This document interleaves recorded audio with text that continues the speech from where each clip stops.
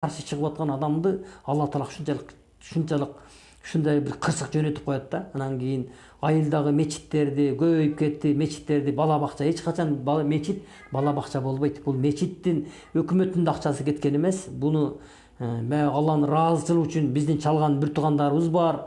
Арабтар салып берип атат, мечит кылсын деп. Эгер арабтарга барып бизге бала бакча куруп берсин десең, булар бала бакча куруп бербейт. Курса мечит куруп бериши мүмкүн, медресе куруп бериши мүмкүн.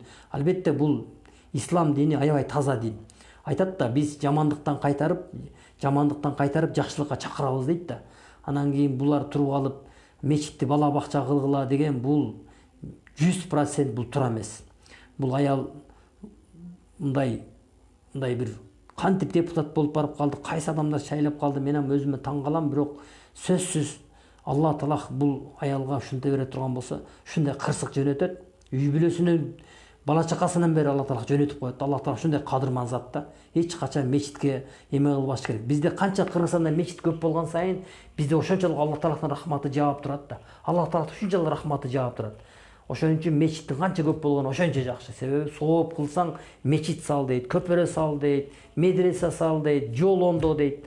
Ушундай дейт. Ошон үчүн бир тууганым бул Надира Нарматова бул деле бир келесо депутат сүйлөй берет. Бул чимкириктен да жаман депутат деп айта алам. Мен бетин эле айтам. Элдер кайсы аны колдоп аткан эл ушу Арстан Алайдын. Бул Арстан Алайдын деле динде окшойт. Булар деле өзүнчө буларга деле дуа кылабыз. Булар эми Кудайым буйрса бир мусулман динин алып намаз окуп калат деген ниеттебиз. Үчүнчү суроң болсо, бүгүнкү күндө Садыр Нуркожоевич демилге көтөрүп, жашылча деп, жашылча эгип, Кыргызстан боюнча бүт ушул нерсени көтөрүп чыккан үчүн мен Садыр Нуркожоевичке айтып кетем, терең ыраазычылыгымды билдирип, Алла ыраазы болгон болсун. Себеби биздин пайгамбар саллаллаху алейхи салам, сүйүктүү пайгамбар саллаллаху алейхи саламыбыз өзү айткан жери бар. Эгер бейиштен үй курам деген болсоң, бак эккиле деген да. Бак отургузуу, бактарды көбөйтүү бул өтө сооп болот. Адам баягы өлгөндөн кийин дагы ошо эккен бак дарактар дагы ошонун сообу ошол адамга жетип турат. Мен өтө колдойм. Анан баягы жанагы жаман ат менен кирип алып, жаман адамдар баягы комментарий жазып атпайбы? Аларга эчтеке жакпайт да. Аларга эксең да жакпайт, экпесең да жакпайт да. Ошон үчүн аларга көңүл бурбай эле коюш керек. Бүгүнкү күндө Садыр Нуркожоевич бул жөн эле себепкер. Муну Алла Таала бизге Алла Тааланын өкүмү менен келди. Канчалык адамдар президент болом деп чуркап жүрөт, бирок боло албай атат да. Алла Таала алардын печенесине жазбаса, алар боло албайт да.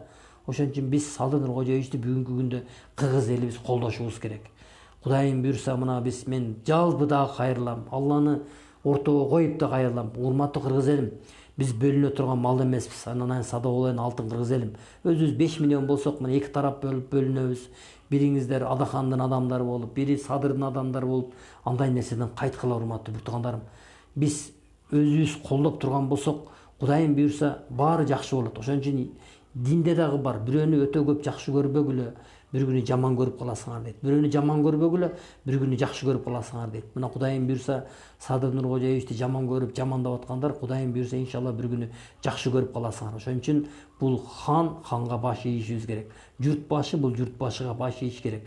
Журт башы бул Аллах Тааланын көлөкөсүндө болот. Бирок Аллах Тааланын сыноосу менен, бирок Аллах Таала ошончолук жүрөктөрүнө хидаят нурун берип, мына бүгүнкү күндө жакшы демилгелерди көтөрүп атат. Мына өлүм болгон жерлерде союштар союлбасын дегене дагы ушунчалык мен ыраазымын ушул нерсегечи. Бирок муну ишке ашырыш керек. Ишке ашырбай койсок анда болбойт. Адамдар өлүп атса, бир туугандар кан жутуп атса, анан барып алып көч жеп аткан, ал баягындай ошол жерде бир харам нерсе жегендей эле болот, урматтуу бир туугандар. Өлгөндөн кийин 5-6 күндөн кийин Куран окутуп, колдон келген союшту сойсо боло берет. Анчалык ысырапчылык эмес. Ошон үчүн кыргыз элим баардыгыңыздарды биримдүүлүккө, тынччылыкка, амандылыкка чакырып кетем. Биз бөлүнө турган убакка келдик. Мына Садыр Нуркожоевичти баардыгыбыз колдоп турайлы. Мына жаңыланып атат, урматтуу бир туугандарым. Кудайым буйрса, мен Садыр Нуркожоевичтин таламын талашкан жокмун, бирок мен динге киргеним үчүн мен журт башына баш ийем. Албетте туура нерсесин туура деп эле айтам, туура эмес нерсесин туура эмес деп эле айтам. Бүгүнкү иш-чаралары алхамдулилля жакшы нух менен кетип атат. Алла Таалам ушу Садыр Нуркожоевичти жүрөктөрүнө хидаят нурун берип, жакшы иштерди алып барып ушу Кыргызстанды токой кылып, дагы жаныбарларды кое берип, Кыргызстан өзүнчө бир чоң природасы өнүксө жакшы болот да. Канчалык дарактарды эксе, Кыргызстанда көп дарактар эксе, көчкүлөр да болбойт да, көчкүлөр да болбойт. Ушу бизде көп жерлер, бош жерлер бар. Ошол эле жагы Кудайым буйрса көп дарактарды эксек, бизде Кыргызстанда көчкү болбойт. Ошон үчүн бизде мечиттер көп болгон үчүн бизде Кыргызстанда кырсыктар мындай баягындай бизге мындай жаман күчтүү мындай Алла Таалахтын күчтүү бир кырсыктары келбей атат да, Алла Таала өзү сактап коюп атат да. Себеби бизде мечиттер көп. Средний Азия боюнча эң көп мечит мына бизде. Даватчылар бар. Биздин бир туугандарыбыздын дубалары менен мына Кыргызстанда бир туугандарыбыз алхамдулилля жаман кылган, жаман жолдо жүргөндөр ошолордун дубасы менен жүрүшөт, жашап. Ошон үчүн бир туугандарым аман болгула, эсен болуңуздар. Баардыгыңыздарды тынччылыкка, биримдиликке чакырып кетем. Ассаламу алейкум рахматуллахи ва баракатуху.